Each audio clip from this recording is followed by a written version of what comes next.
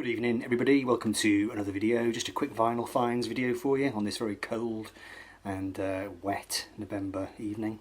So just some fun things, nothing too earth-shattering, but an update, trying to clear that inbox again. A couple of finds, these two were from Oxfam, and I was quite pleased actually because this guy's records are actually reasonably scarce. Don't see them around too often. This is the Steve Gibbons band. And this is the album Saints and Sinners from 1981. Steve Gibbons is a great stalwart of the West Midlands rock scene, Birmingham.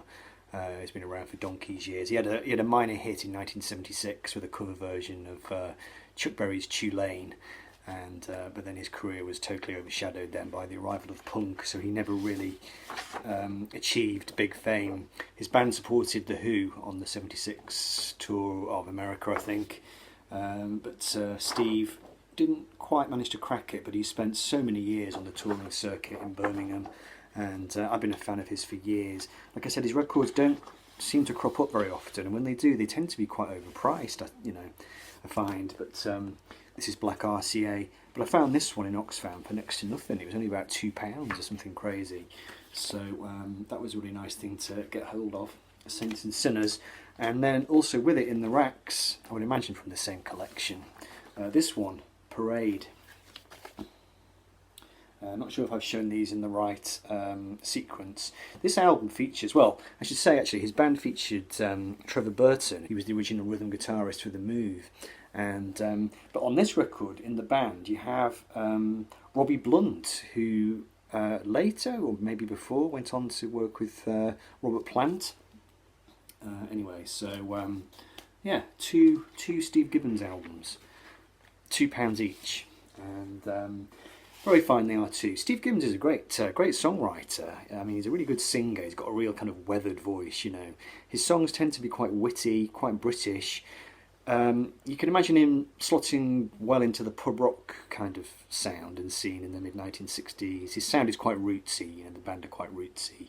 But the only slight quibble I've got with these two records, or at least one of them, too many songs he's doing this, he's obviously a reggae fan, and he starts doing that thing, you know, that slightly ill-advised kind of fake West Indian accent. The band are not too bad at playing reggae style music, but like I said, just a couple of songs, I think on both records, where it gets a bit dodgy, really. But anyway, those two things are quite fun to find. Steve Gibbons band, £2 each, I think. Okay, so the next one was Oxfam, and this is a band whose records I see around the place, but they're not always in great condition. I picked up one earlier this year. I picked up Crime of the Century, and this was another of the classics that I was looking for. This is Supertramp from 1975 and Crisis, What Crisis. Very familiar record, everybody will have seen this one, and there's the band on the back. Really great album on A&M. Supertramp was a band that I really liked when I was a kid. Their single Breakfast in America was one of the first pop singles I ever bought. That would have been back in probably 1979. Really liked it. I've had the album Breakfast in America in my collection, you know, for years, but it's nice to get a bit more Supertramp into the collection. I find their music a bit of a double-edged sword in a way, in that it's very listenable, it's very beautiful, quite classical sounding, but I do sometimes find it a little bit kind of almost maudlin. I'm not sure which of the two singers it is, either Roger Hodgson or Richard Davis has got this very almost sort of warbling, tragic quality to the voice, and the instrumentation is very ornate, and the mood that the music gives off, it has a kind of mournful quality to it, which sometimes makes me feel a bit kind of sad, really. It's I don't find their music very upbeat or uplifting. I tend to find it makes me, quite ruminative, or makes me a bit dewy-eyed. I presume that was the intention, really. They're quite an emotional band, but I like their touch. I like their kind of bluesy jazziness, that kind of Rhodes piano and all the kind of orchestration stuff that they did was, it slips down nicely. It's very musical. So anyway, that was a nice Oxfam find. This next one was from my local market traders, Highside Records, a record that I don't think I've ever seen in the wild, and this was in their box of new stuff. New as in, new to them. They just got it in, and this is Penguin by Fleetwood Mac, one of the Bob Welch albums from the Lost period of the early 70s. And here in the band you can see Bob Weston. He's the guy that had an affair with Mick Fleetwood's wife and was kicked out of the band. And then here we have Bob Welch, and then there's Mick, and there's Christine McVie.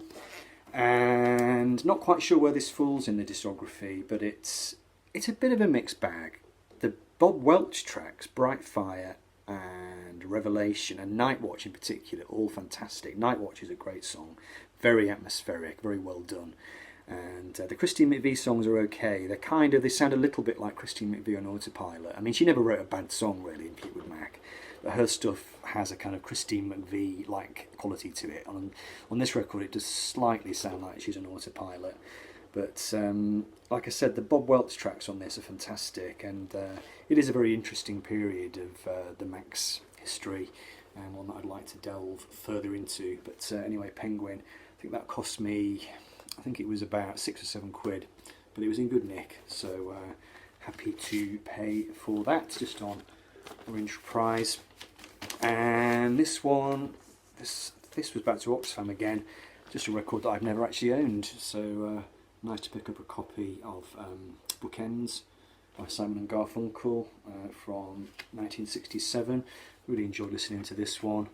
Really do need to do a Paul Simon video. But really great album actually. It did remind me a little bit of how much Simon and Garfunkel kind of strayed away from the kind of folk sound. You think of them, when I hear the name Simon and Garfunkel, I immediately just think of folk music, guys with acoustic guitars and all a bit folky. But they were they were a rock act really. They were part of that thing that was going on in the late 60s, what you might call progressive pop music, rock music, and clearly doing things with song form and just interesting arrangements and interesting sounds. This record's got some fantastic stuff on it. The opening track, Save the Life of My Child, is just so original. Paul Simon's writing is so original on it. Mrs. Robinson is on this record as well, one of the first 45s I ever owned as a kid. It's such a kind of dark, swampy, mysterious sound, and I always associate it with the movie The Graduate, of course. These next two, just a couple of cheap and cheerfuls from Highside Records, both by the same artist. This is Godley and Cream and Freeze Frame. I think this was 1979. So Godley and Cream obviously were the other half of 10cc. Eric Stewart and Graham Gouldman being the other half. Bit of a shame that they split really, because I think each pair kind of needed each other in a way. The 10cc records that were made after Godley and Cream left, they had a nice pop side, but they lost some of the subversive spirit. And I think Godley and Cream, on the evidence of this record and this one as well, which I picked up on the same day, this is Ism, and this one came out in 1981. They're good records, they're interesting, they're kind of, I guess they'd fall under the category of art rock or kind of art pop. Quite forward thinking, quite electronic in places, very offbeat, strange lyrics, quite kind of Frank Zappa-ish, I guess. There's a track on this one, I think it's on this one, I Pity Inanimate Objects, which has just really interesting lyrics, and they do it with this, I think it's a harmonizer or some kind of gadget where they kind of slow the tape down, or they do something so the vocals are constantly changing speed or tone. Interesting sound. I pity inanimate objects because they can't move, from specks of dust to paperweights or a pound note sealed in resin, plastic Santas in perpetual underwater snowstorms, sculptures that appear to be moving but aren't. I feel sorry for them all. What are they thinking when they arrive at a place? Do they sigh with disappointment? And when they leave, do they have regrets? Is a sofa as happy in one corner as it is in another? And how does the room feel about it? It's just got this very, it's like, I guess you might describe it as a sort of postgraduate humour in a way. It's almost like, Monty Python. And I do like it, I do enjoy it. I mean, these are definitely collection keepers. I'm such a big fan of 10cc. But I do think, just trying to get back to my original point, I do think that as a songwriting duo, Godley and Cream, they lack a bit of warmth and a bit of soul, and I think that's what the other two guys in 10cc had in abundance, that kind of pop edge, and they were able to warm up the kind of experimentalism of Godley and Cream. But without Godley and Cream, they lacked, the edge that makes these records interesting. But anyway, a bit of a ramble. But two Godley and Cream records, dirt cheap, from Highside Records. And then just to finish, a couple of real cheap and cheerfuls. Really, really pleased to find this. This is a nice copy of Complete Madness. This was from Oxfam. It cost me £5 this actually, but it's in beautiful condition. And it's been many, many years since I had a Madness compilation. I used to have a copy of Absolute Madness on vinyl, and I used to have a CD compilation of Madness's hits, but long gone. So it was nice to pick this up. This is a 16-track compilation, and it's got all their biggies on it. So that was good. Let's have a look. Yeah, I mean, you can see from the back cover just a beautiful selection of musical gems from the North London boys. They were from Camden, weren't they? Madness. On tour again at the moment. And finally, from Highside Records, I couldn't resist it. It was only £1. Just grabbed a copy of the Drifters Golden Hits. Richard McCook tells me this was a record store release, maybe this year or last year. I don't pay much attention to that, so I didn't know. But this is an original anyway on Atlantic. So there we go. That was nice. I think I paid £1 for that. So yeah, under the boardwalk, up on the roof, I count the tears. Excellent stuff. Bit of Drifters. Right, that's your lot. Hope you enjoyed it. Take care, and I'll see you soon. Thanks for watching. Bye.